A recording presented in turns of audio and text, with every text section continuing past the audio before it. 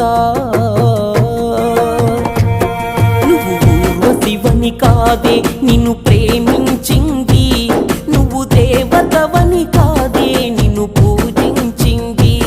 నువ్వు నింగివని కాదే నేలనేమైంది నా ప్రాణం అనే కదా నీకు అలుసయ్యింది